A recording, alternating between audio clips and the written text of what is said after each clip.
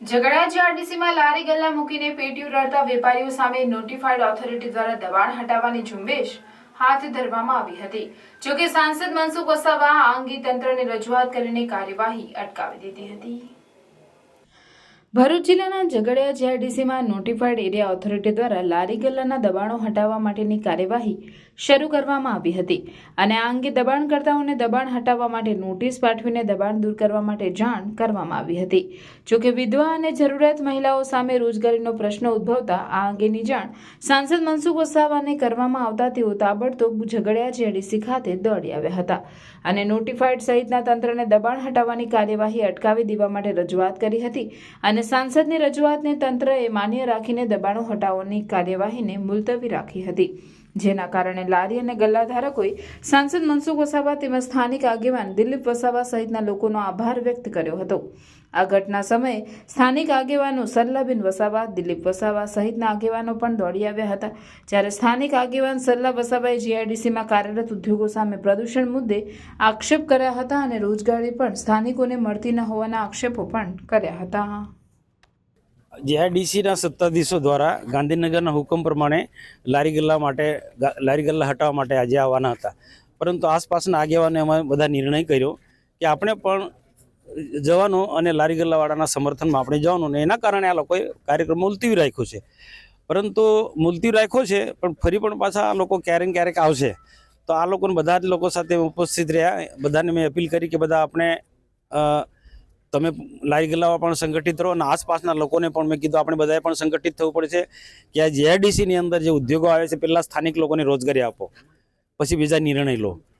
ઝઘડિયા તાલુકો, વાલિયા તાલુકો, નેત્રંગ તાલુકો જ નહીં, આખો ભરૂચ જિલ્લો આ મુદ્દે મારી સાથે એક છે। આજે દહેજના લોકોનો પણ હમણાં ફોન આવ્યો કલાક પહેલાં કે દહેજના લોકોનો પણ મને કીધું કે સાહેબ આપણે ત્યાં પણ પાછા પ્રશ્નો ઊભા થયા છે, પહેલાં સોલ્વ થઈ ગયા પણ ધીરે ધીરે પાછા પ્રશ્નો ઊભા થતા જાય છે કે જે નવા ઉદ્યોગો આવે છે એ નવી પોલિસી બનાવે છે। તો આખા જિલ્લાની અંદર આ પ્રકારનું અમે સ્થાનિક લોકોના રોજગારી મળે એના માટેનું અભિયાન ચલાવીશું। આપના દ્વારાથી એવું કહેવામાં આવ્યું છે કે આ ગાંધીનગરથી ઓર્ડર હતો, એ કયા અધિકારીનો ઓર્ડરથી તમે કામ કરવામાં? અમે તો અધિકારી કોઈનું નામ નહીં લઈ શકે, પણ ગાંધીનગર ઓફિસથી જ ઓર્ડર હતો, એટલે ઉપલા લેવલથી બધું ચાલતું, એ પ્રમાણે અમે કાર્યવાહી કરવામાં આવી હતી। તો આગામી દિવસોમાં તમને આવી કોઈ નોટિસ આપવામાં આવશે, કાર્યવાહી કરવામાં, તો તમે શું કરશો? અમારે તો ઉપરી અધિકારીથી જે સૂચના આવે એનું પાલન કરવું પડે, પછી ત્યાંથી જે ડિસિઝન લેવાય એ પ્રમાણમાં આગળ વધશો। અત્યારે લારી ગલ્લાવાનું શું વ્યવસ્થા થશે? હાલ પૂરતું તો પ્રોગ્રામ આપણો કેન્સલ રાખેલો છે અને કોઈ બી દબાણ હટાવવાની કોઈ કાર્યવાહી કરવામાં આવશે નહીં। તો આ હતા જીઆઈડીસી નોટિફાઈડ એરિયાના અધિકારી કે જે ભરૂચના સાંસદ મનસુખ વસાવા ધારદાર રજૂઆત બાદ એમનો નિર્ણય પલટાવી દીધો। આપણે કેટલાક લારી ગલ્લાવાળા સાથે વાત કરવાનો પ્રયાસ કરીશું। અમારી જે પ્રશ્ન છે તે સાંભળીને રાતના બધું એ લોકોએ કોન્ટેક્ટ કરીને બધાને જે આ આજુબાજુ વિસ્તારમાં જે આગળ પડતા માણસો છે એમને બધાને બોલાવીને આજે અમને સાંત્વના આપી અને જે અમારો ધંધો છીનવાઈ જતો હતો તે આજે છીનવાય નહીં। એમણે કીધું કે હું છું ત્યાં સુધી તમે ચિંતા નહીં કરતા એમ, ને એમણે કીધું કે તમને કોઈ બી કહેવા આવે કંઈ બી હોય તો પ્રશ્ન અમને કહો એમ। એમાં એવું છે કે આ લોકો એવું કે અમને દબાણ લાગે છે આ બધું, તો અહીંના આજે સ્થાનિક લોકો છે, સ્થાનિક લોકોને તો અહીંયા ગાડી રોજગારી મળી જોઈએ। જ્યારે નોકરીની સમસ્યા આવે ત્યારે નોકરી ભણેલા ગણેલા છોકરાઓ છે એ લોકોને નોકરી બી નથી મળતી। નોકરી જ્યારે એ લોકોને લગાવ ત્યાં ગાડી જાય કંપનીમાં ત્યારે કે નોકરી નથી, ને ખરેખર અહીંના 80% વસ્તી અમારા આદિવાસી ને આ વિસ્તારની છે। એ લેખિતમાં બી એવું છે કે 80% વસ્તી અહીંના લોકલ હોવી જોઈએ, મતલબ અહીંયા ગાડી કંપનીમાં હોવી જોઈએ। તો એ છતાં બી આ લોકો બહારની પબ્લિક વધારે હોય નોકરી પર અને અહીંની સ્થાનિક લોકોને છે તો નોકરી પર લેતા જ નથી બધી રીતના। એટલે આ લોકોને બધી દબાણ લાગે। આજે આટલા બધા લારી ગલ્લા છે ને આ બધી પેલી ટ્રકો બકો છે, એ લોકો રસ્તા પર જ હોય, એ લોકોને દબાણ નથી લાગતું, ને આ લારી ગલ્લા જે આજે રોજગારી મેળવીને આ લોકો ચલવે છે તો એ લોકોને દબાણ લાગે। એટલે અહીંના જમીનો બધી ગયેલી છે, આજે આ સ્થાનિક લોકોની અહીંની આ જમીન બાપદાની જમીનો બધી ગયેલી છે, એ લોકોને સસ્તામાં જમીન ટાઈમ પર લઈ લીધી ને હવે છે તો આ લોકોને કરવા માગે, તો આ રીતે થોડું ચાલે। અહીંની સ્થાનિક લોકો તો અહીંયા ગાડી રોજગારી મેળવશે ને, પછી અહીંયા નહીં મેળવશે કઈ જશે, પછી આપણે પાકિસ્તાન જવું પડે ત્યાં ગાડી રોજગારી મેળવવા માટે। આજે હવાનું પોલ્યુશન હોય, જમીનનું પોલ્યુશન હોય કે કેન્સરના પ્રશ્નો છે, આજે બહુ મોટા પ્રમાણમાં છે। આજે એમને જે બીમારી થાય છે લાખો રૂપિયાનો ખર્ચો થાય છે, જીઆઈડીસી આપે છે એ વસ્તુ, તો અહીંના લોકો જે ભોગવટો કરે છે, તો અમે એવું કહેવા માંગીએ છીએ કે આ નોટિફાઈડ એરિયા નથી। અહીંના લોકોને બી કહેવા માંગીએ છીએ કે તમારા જે અધિકારો છે, રૂઢિગત ગ્રામ સભાના અધિકારો, આજે બી આ નોટિફાઈડ એરિયા નથી, હું તમને કહેવા માંગુ છું।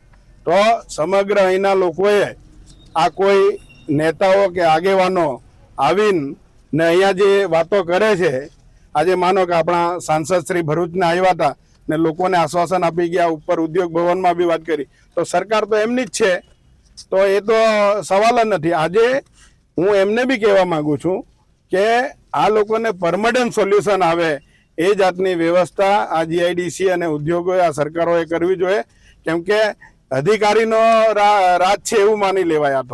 આ તો જે બીજેપીની સરકાર છે, તો હું એમને કહેવા માંગુ છું કે ભાઈ સરકાર બીજેપીની છે કે અધિકારીઓની સરકાર છે, તો એ લોકો જે રજૂઆત કરવા આવે છે એ લોકોએ તો આ અટકાવી દેવાની જરૂર છે.